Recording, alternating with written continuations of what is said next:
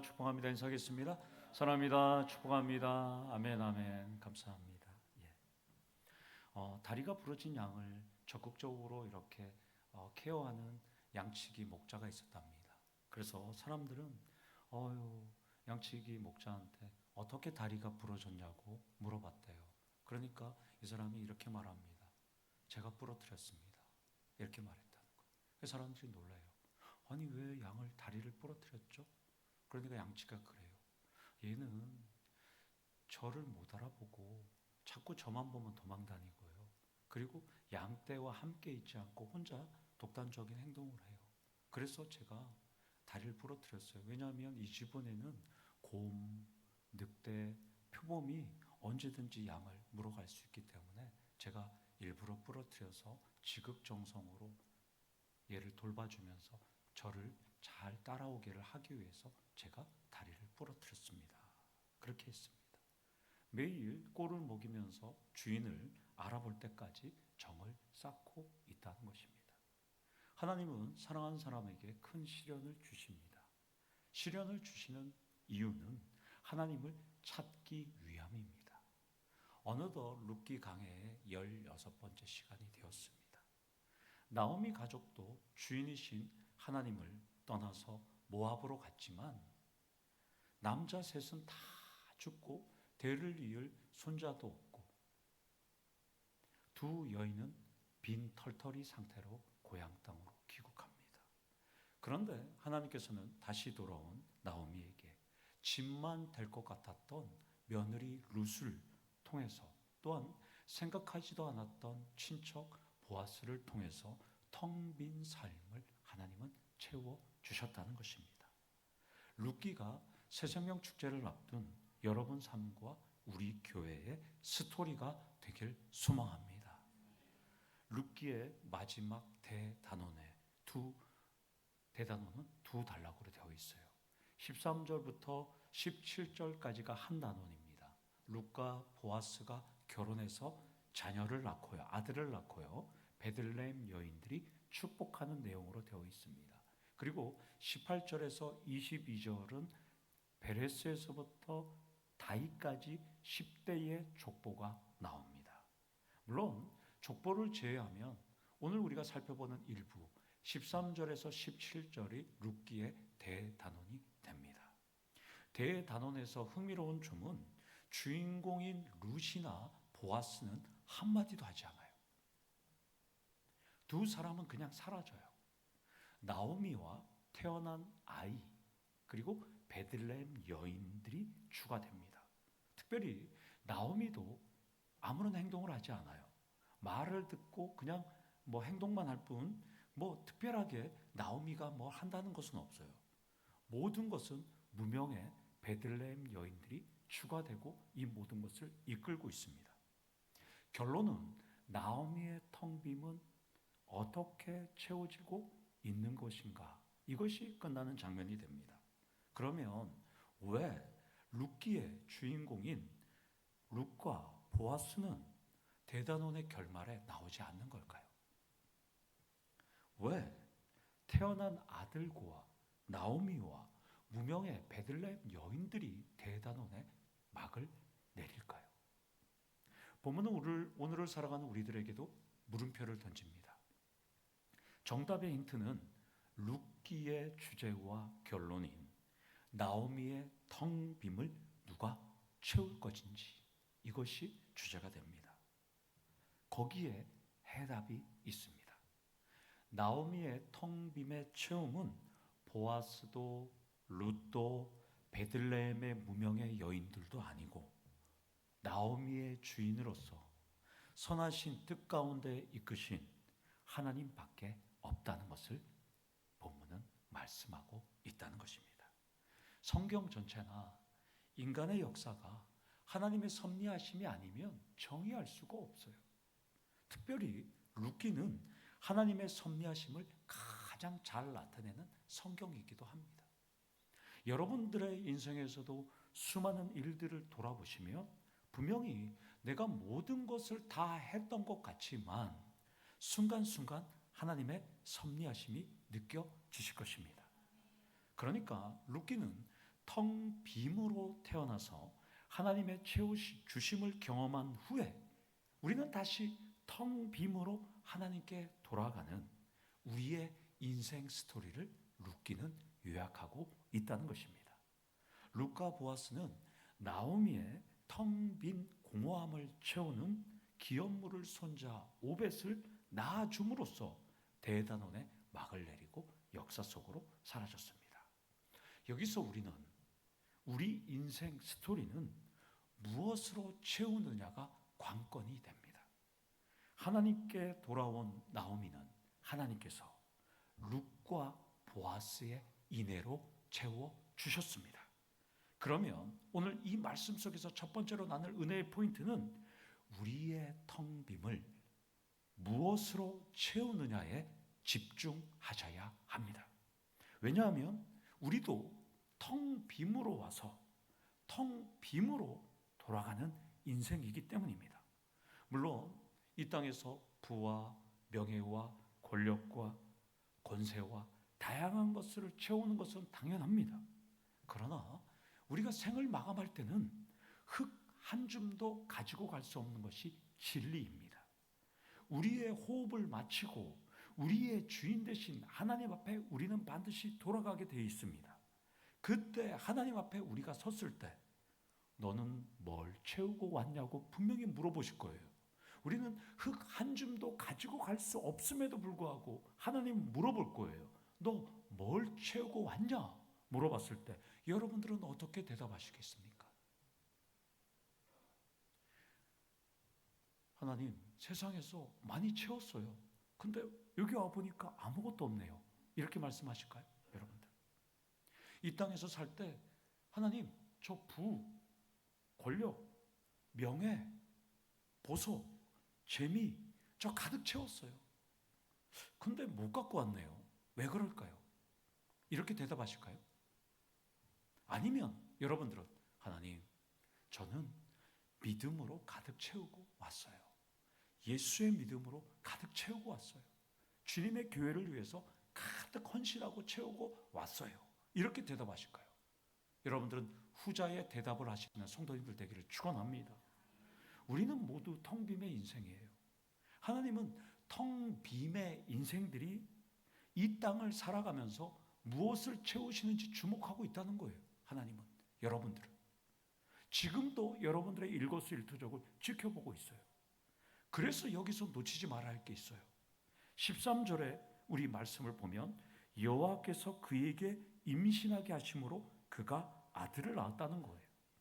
새 생명을 출산했다는 거예요. 그런데 지난주 살펴본 것처럼 룻은 결혼 후에 10년 동안 불임이었어요. 아기를 못 가졌어요. 10년 동안 아기를 못 가졌어요.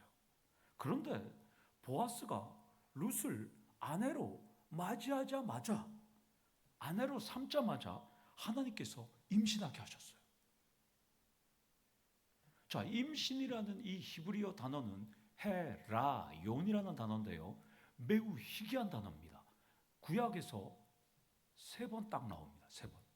이 단어가 헤라욘이라는 단어가 본문과 창세기 3장 16절과 호세아 9장 1절에 사용되었어요. 자, 먼저 우리 하나만 살펴볼게요. 창세기 3장 16절에 나와 있는 이 헤라욘, 임신하라는 단어를 한번 살펴보겠습니다. 우리 다 같이 한번 읽도록 하겠습니다. 시작.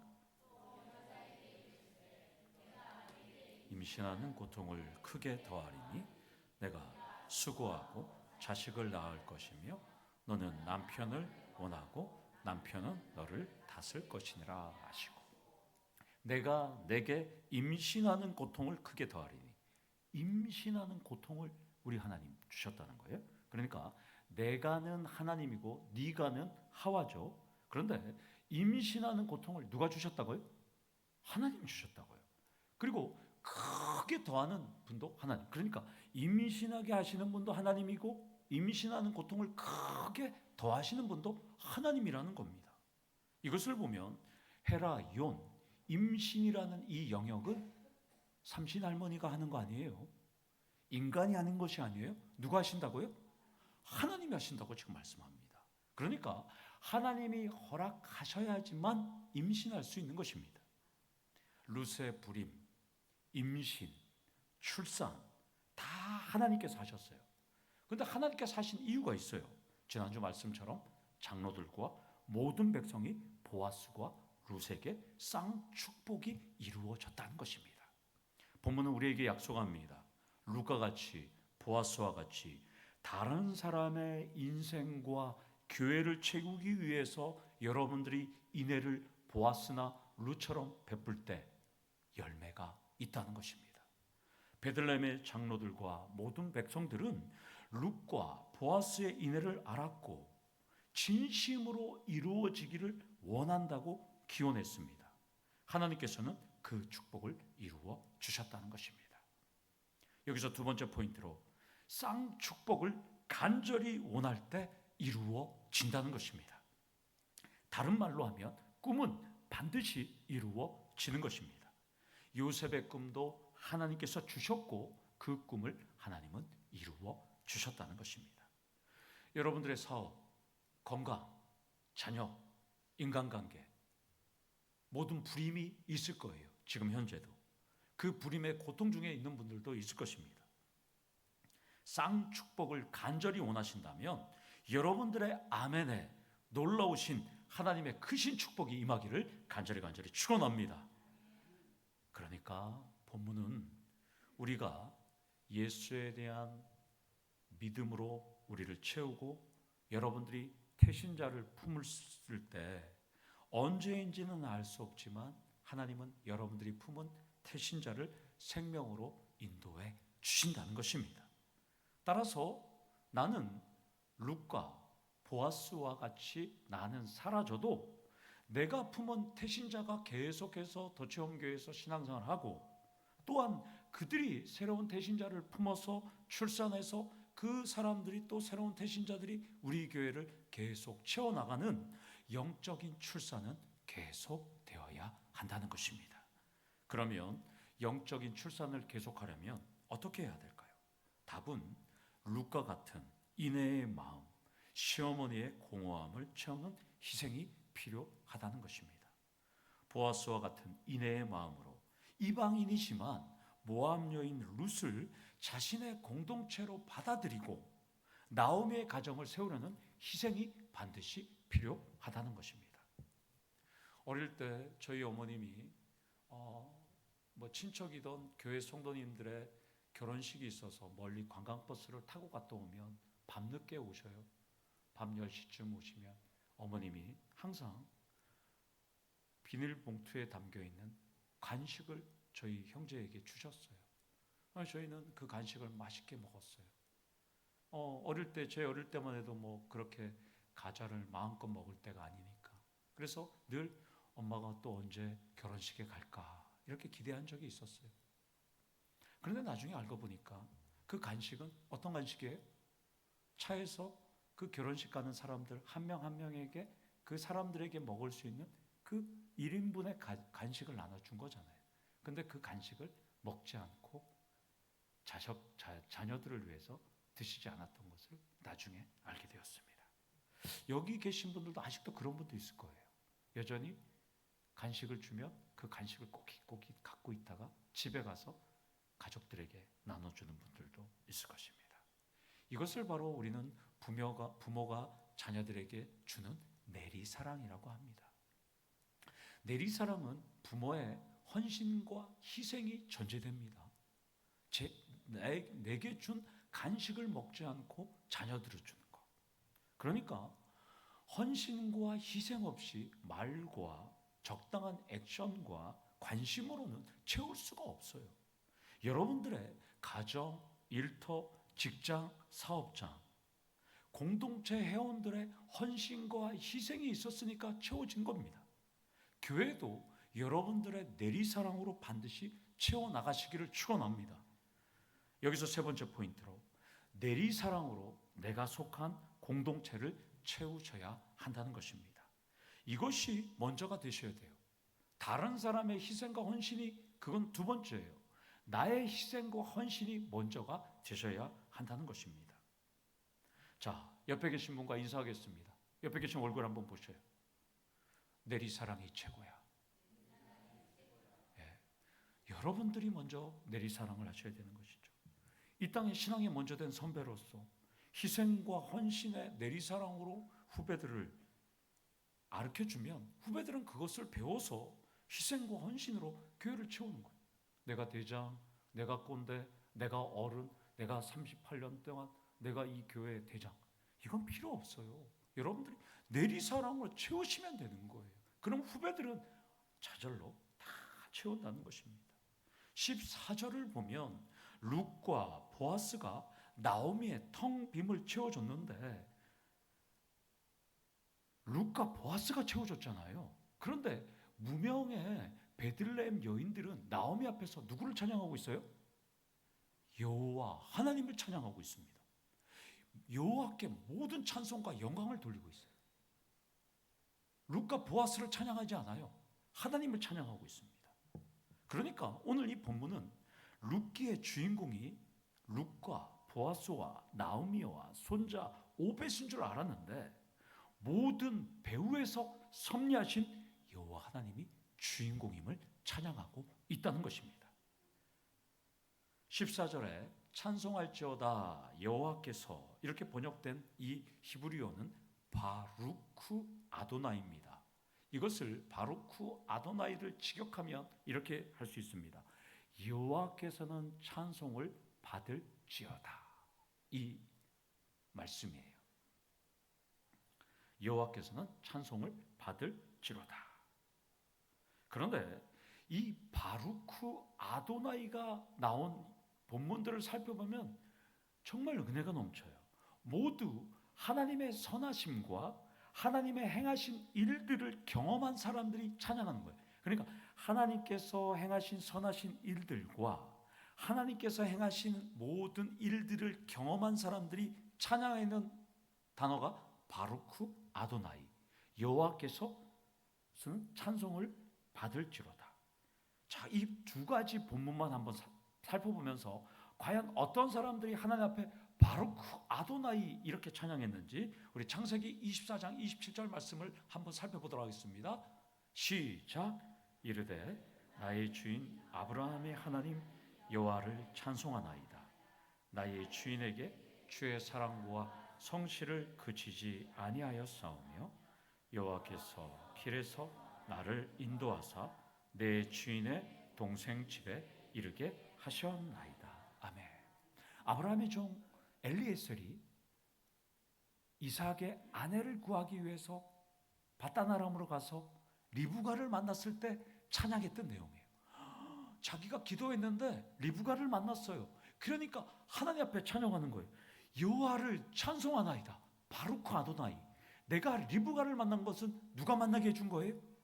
하나님이 해주신 거예요. 우리 다 같이 출애굽기 18장 10절 말씀 바루크 아도나이가 나오는 말씀을 한번 더 살펴보겠습니다. 시작. 너희를 애굽 사람의 손에서와 바로의 손에서 건져내시고 백성을 애굽 사람의 손 아래서 건져다. 아멘. 모세의 장인 이드로가 출애굽 홍해 바다를 건넌 다음에 찬양하는 내용이에요. 그러면 이드로는 홍해 바다와 이 모든 기적들이 하나님께서 하셨다는 거예요. 엄청난 찬양을 지금 하고 있는 것입니다. 그런데 본문의 여인들이 오벳이 낳은 이 아들이 바로 보아스와 룻이 아니라 하나님께서 하셨다고. 엘리에셀 종이 찬양했던 것과 모세의 장인 이드로가 찬양했던 내용하고 동일한 찬양을 이들이 지금 하고 있다는 거예요. 따라서 우리 교회도 마찬가지입니다. 여러분들 오늘 이 자리가 앞으로 더욱더 많이 채워질 텐데 나중에 여러분들이 이 자리가 채워지면 내가 잘해서, 담임 목사가 잘해서, 장로님이 잘해서, 권사님이 잘해서, 어떤 성도가 잘해서, 그게 아니라 누구죠? 그렇죠. 바로 그 아도나이를 찬양하셔야 되는 거예요. 그거 안 하면 변질이 일어납니다. 변질이. 여러분들 잘 기억하세요. 여러분들 오늘도 생각지도 못한 젊은 부부가 아기를 데리고 왔어요. 아침에 홈페이지에 9시 세대 통합 예배를 보고 예배를 드리러 왔어요. 우리가 전도하지 않았는데, 홍보지도 주지 않았는데 이 근처에 이사 왔대요. 학생 예배 함께 드리고 갔어요. 바루크 아도나이 역사를 여러분들이 한번 지켜보세요. 지금까지 교회를 지키면서 대장 노릇한 것이 아니라 여러분들이 한번 채워나가 보세요. 정신 똑바로 차리고. 여러분들, 하나님께서 보내주시면 이 자리가 채워지는 거예요. 바로 아도나이를 한번 보세요. 똑똑히 기억하세요. 오늘 이 자리에 누가 옆에 있는지 한번 제대로 보세요. 하나님께서 채워주시는 것입니다. 14절 하반절에 오늘 내게 기업 물을 자가 없게 하지 아니하셨도다. 이 내용은 고엘 제도를 만드신 하나님께서 기업 물을 자를 주셨기 때문입니다. 여인들은 자신을 희생하고 인애를 베푼 보아스를 찬양하기 이전에 기업 물을 제도를 만들고 기업 물을 자까지 주신 하나님을 지금 다 찬양하고 있습니다. 만약 고엘 제도가 없었다면 엘리멜렉과 말론과 기론의 이름은 성문에서 그냥 끊어졌을 것이에요. 나오미와 룻은 쓸쓸한 노년을 살다가 그냥 사라졌을 거예요. 그런데 하나님께서는 고엘 제도를 만들어 주셨잖아요. 보아스가 룻과 결혼할 수 있었던 것은 하나님께서 만들어 주신 고엘 제도 때문이었습니다. 그래서 아들이 태어나고 가문을 세우는 축복이 가능했던 것입니다. 이것을 보면 영적으로 큰 의미가 있습니다. 고엘 제도를 만드신 하나님은 영적 고엘 제도를 만드셨어요. 그래서 우리 교회와 여러분들의 이름이 끊이지 않도록 하나님께서는 만들어 주셨다는 것입니다. 인간의 죄와 죽음은 어느 누구도 물릴 수 없었습니다. 그럼에도 하나님은 독생자 예수를 통해서 대신 희생하시고 우리의 죄와 죽음을 물려주셨습니다. 바로 이것 때문에 우리도 기도할 때마다 무명의 베들레헴 여인처럼 바루크 아도나이 여호와께서는 찬송을 받을지로다 라고 우리는 찬양하고 기도하셔야 한다는 것입니다. 무슨 이유가 더 필요할까요? 여기서 네 번째 포인트로 죄와 죽음을 물려주신 하나님을 매 순간 찬송하셔야 합니다. 만약 고엘 제도가 없었다면 룻기도 존재하지 않았습니다. 영적 고엘 제도가 없었다면 교회에서 우리가 예배 드릴 이유도 없습니다. 찬양할 이유도 없습니다. 감사할 이유도 없습니다. 예수를 전할 이유도 없습니다. 그러나 우리 하나님은 창조전부터 영적 고엘 제도를 만들어 주셨다는 것입니다. 하나님을 찬양한 베들레헴 여인들은 14절 하반절에 룻과 보아스가 낳은 아이의 이름이 이스라엘 중에 유명해지기를 축복합니다. 아이의 이름으로 번역된 이 이름 히브리어는 쉐모, 그 이름이라는 단어입니다.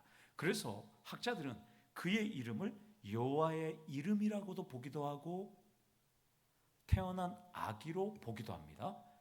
다시 한번 쉐모로 번역된 그 이름을 여호와라고도 보기도 하고 여호와의 이름으로 보기도 하고 태어난 아기의 이름으로 보기도 합니다. 여러분들은 어떻게 보실까요? 그 이름을 누구로 보는 거예요? 저의 지도 교수님은 이 이름을 이스라엘 중에 유명해지기를 축복한다라는 문맥을 보고 아기의 이름으로 보는 게 좋다고 강의를 해주셨습니다. 뭐 특별한 건 없어요. 차이가 없어요. 여호와의 이름이든 아이의 이름이든 상관은 없습니다. 그러나 많은 학자들이 아기의 이름으로 봅니다. 아기의 이름은 오벳이죠. 그러면 11절에서 성읍의 장로들과 백성은 보아스의 이름이 에브랏에서 유명하고 베들레헴에서 유명하게 하시기를 원한다라고 축복했습니다. 자, 장로들과 백성들은 보아스의 이름이 에브랏 지역에서 유명하고 베들레헴, 에브랏이나 베들레헴 똑같은 거예요. 베들레헴에서 유명하기를 원한다고 축복했어요. 그런데 베들레헴 여인들의 축복은 한 단계 더 높습니다. 아기의 이름을 어디에서? 이스라엘에서 유명하게 하기를 원한다라고 축복합니다. 아버지가 베들레헴에서 유명하기를 원했다고 축복했다면 베들레헴 여인들은 아기는 이스라엘에서 유명해지기를 원한다는 거예요. 쉽게 말하면 여러분들이 포항 땅에서 유명해지기를 원한다고 축복했는데 베들레헴 여인들은 대한민국에서 유명해지기를 축복하고 있다는 것입니다. 이것을 보면 인애와 헌신과 희생의 가정에서 태어난 자녀에게 축복의 지경이 확대되고 넓어진다는 것을 우리는 보고 있습니다. 오늘을 살아가는 우리들에게 큰 도전을 줍니다. 여러분들이 루카같이 보아스같이 손해를 보는 바보 같은 삶을 살아가는 것 같지만 여러분들도 인애와 희생과 헌신의 삶을 살아간다면 여러분들도 축복의 지경이 유명해질 뿐만 아니라 확장된다는 것을 본문은 증언하고 있습니다. 결국 여러분들이 교회를 향한 주님의 나라를 헌신을 한다면 여러분들은 더욱더 많은 축복의 지경이 넓어지고 확장될 때 여러분들도 그 놀라운 역사를 경험하시는 우리 성도님들 되기를 원합니다. 결국 이 가정은 다윗이 태어나고 예수님이 이 가문으로 오시는 놀라운 복을 경험했다는 것입니다.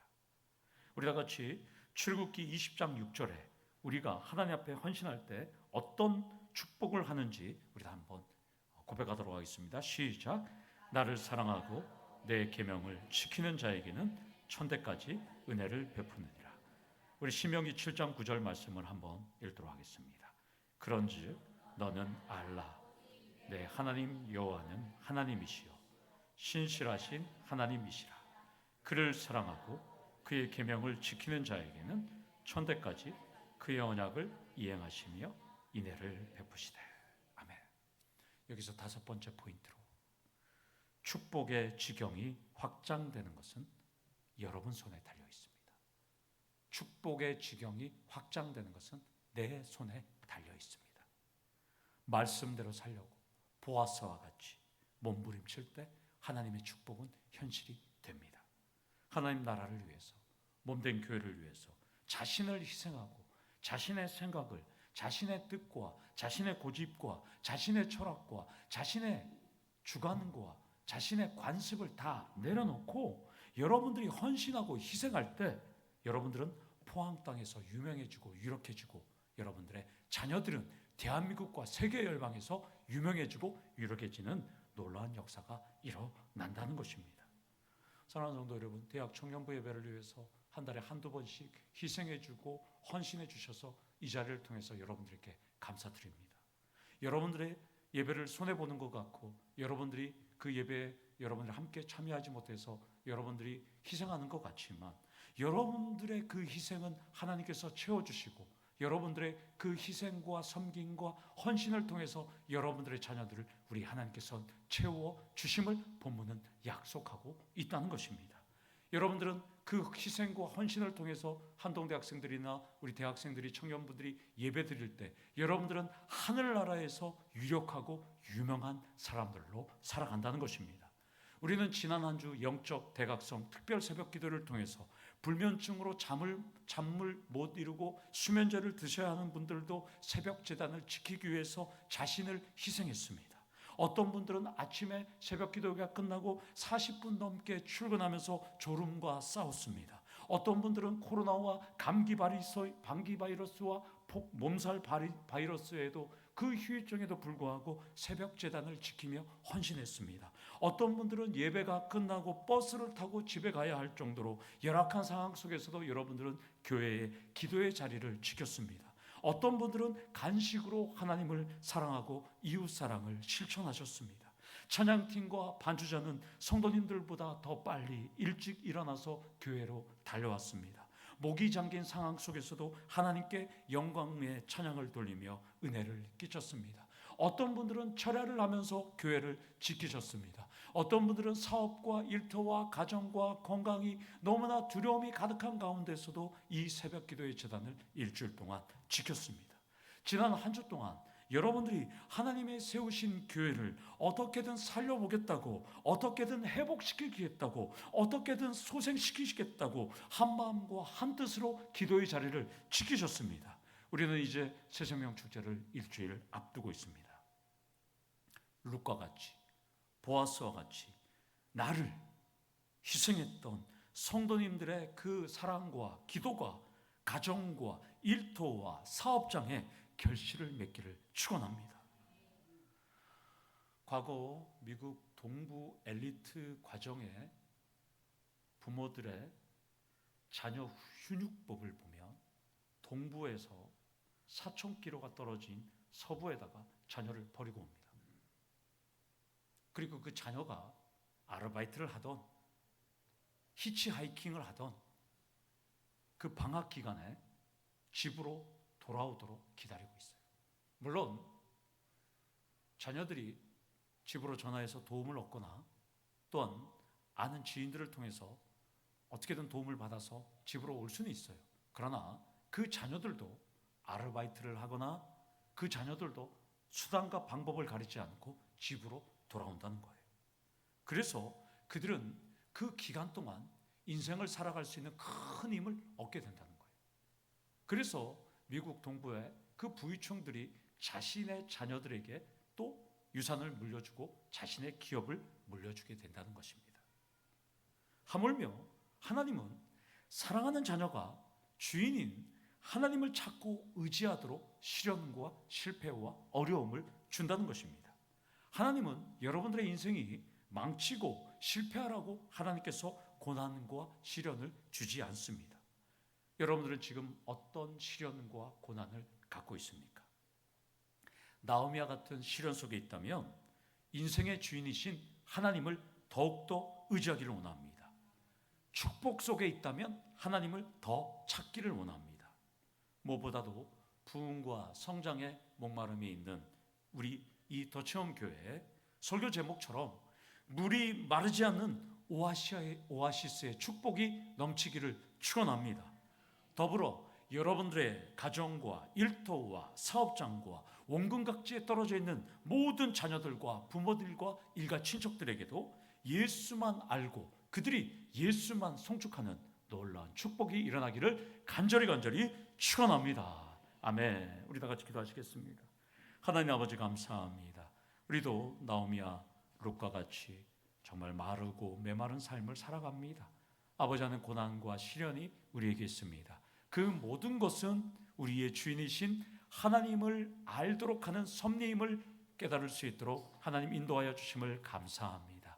깨달았사오니 우리의 희생과 헌신과 섬김을 통하여 우리들에게도 나오미의 가정처럼 오아시스의 축복이 넘치도록 하나님 역사하여 주시옵소서.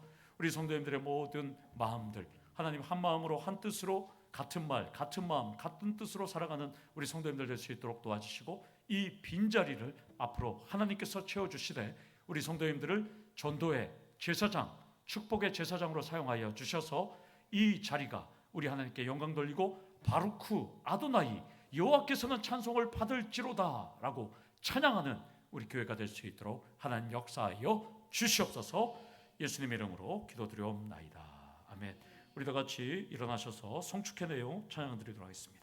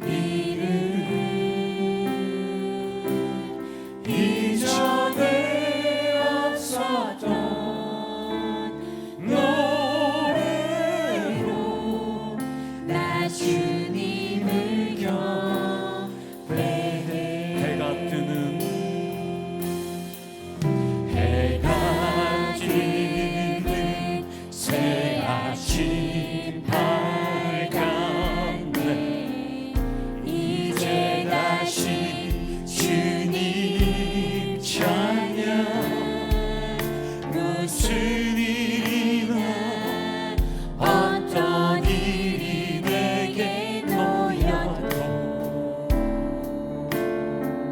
저녁이 올 때 나는 노래 송축해 내 영혼 내 영혼아 거룩하신